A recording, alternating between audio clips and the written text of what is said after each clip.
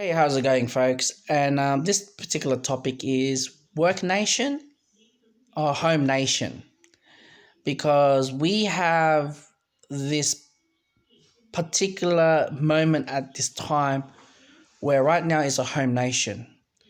Whether you're on job seeker, job keeper, getting paid to stay at home, and as well, not too strong with your mutual obligation, work test, asset test.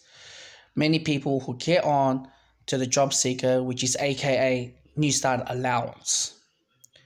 Back then, when this whole thing didn't erupted, the society punished those who are unemployed. And when I studied social work a couple of years ago, and we had to learn about this working nation, the white papers, and as well, working house, the poorhouse, back to all the way to the Britain, and how workhouse. You work in exchange for food, accommodation, and food, and how people wanting to go on a route where they don't have to work hard or wage earner and have on a form of welfare state. Now the welfare state has increased and has been gone to the stage that is above and beyond. Many people do not know when they're going to get their job back or working. But what I do say is that nowadays getting a government job seeker job keeper payment is a lot more appealing than going back to your work. For example, I believe right now, all right, correct me if you guys are right or wrong, 12,000 or 14,000, all right, in a fortnight, or 1,400 or 1,200 or fortnight, or 1,600, I don't know, around these figures, all right, job keeper, job seeker, all right. Would you work your ass off making probably a grand a week or 9 grand or whatever, what's your salary per week if your employer asks you to go back, or doing nothing and just receiving government payments? Of course, most people are a lot more joyful and taking the route of the 100 because they fear of getting exposure of the coronavirus and with the PPE, or they have the family duties or things like that. There's going to be a big threat. It's going to be, nowadays, job seeker, job keeper. Now government is trying to restrict it and try to lower the money for the benefits. But how much people are going to be there still with the government? That was the goal for the New Start allowance, not to raise their allowance for the last 25 years. Thanks to John Howard. Introduced the New Start allowance with restrictions and things like that, mutual obligation, work test, job seeker diary, and going to phony education courses and training courses, which there has been exploded with the scam, and how has been job finder has been privatized, and how things has gone through. And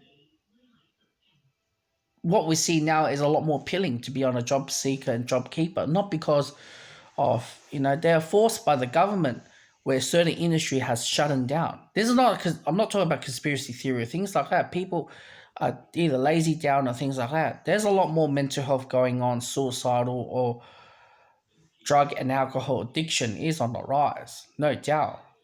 I'm glad that I left social work the course, because I don't know how I'm going to help the person to get out of the situation where the government has postponed everything. And right now there's been talks about, this government, that government not doing too well with the international travelers coming back, with all their citizens are coming back as well. But the moral of the whole story is now this has become a home nation, and this home nation is going to be lasting a long time, because those companies out there who has the A team, now that A team is staying at home, and if they get, if their company call them back to come back to work, they have a choice. Would they want to go back to work, or would they stay at home and receiving the government paycheck? That's the option. And now many companies out there who struggle to hire or struggle to maintain their A-list workers, A-team. They're A-team. So when things goes back to normal or things ease it down, and for them to hire or rehiring workers, it's gonna be, it's gonna be a long adjustment because they're still in trainee position. And that's what I see this whole thing is, are we getting into a working nation where these companies are struggling, or small businesses as well?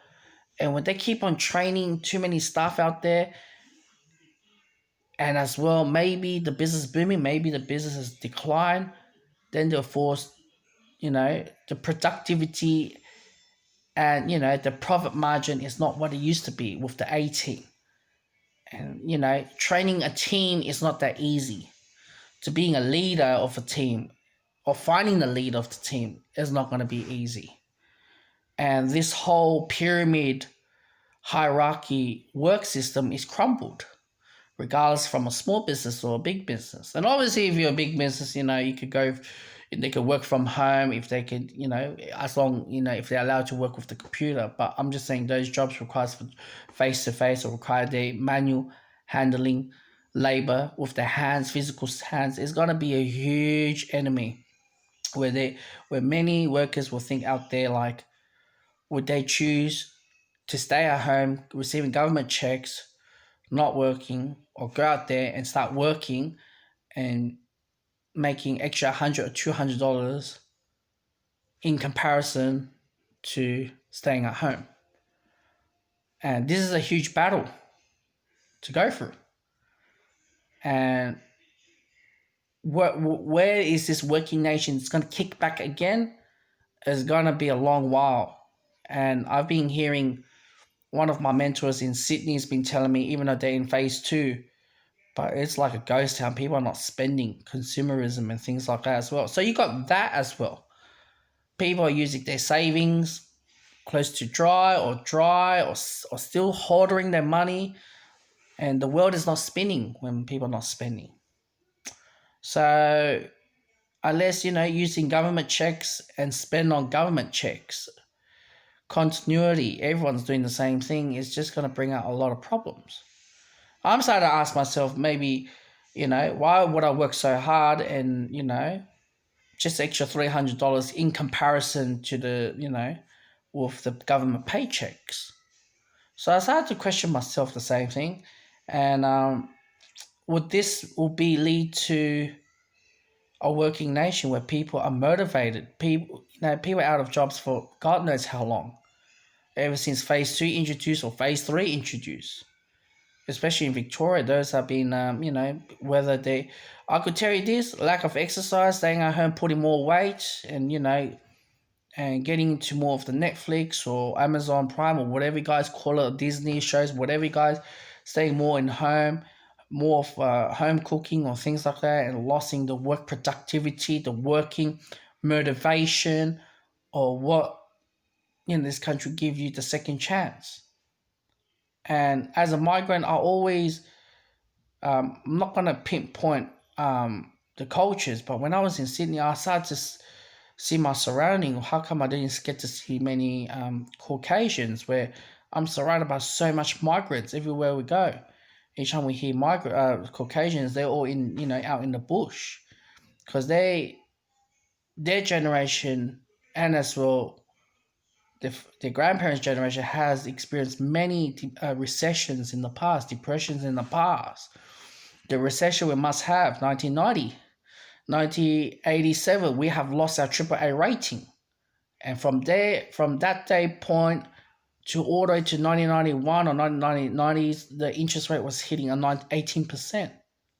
But in that era, it was more of industrial revolution. Now we're in the technological revolution plus AI. We are already entering the AI revolution. AI is going to be like, look at what we're doing now. Where is this going to head to? All I know is just more job loss and weakens the working nation. Well, somehow they're going to introduce UBI, because in my opinion, I don't see much positive going out of from this. We have weakened the working nation already. It's more down to home nation and welfare recipients. Like I said, I'm not gonna like name and shame of you guys or being that position, but of course, the prolonger we have this, lockdowns, is gonna be getting a lot worse. But not only just that area, but also even things goes back to normal. How normal is that gonna be?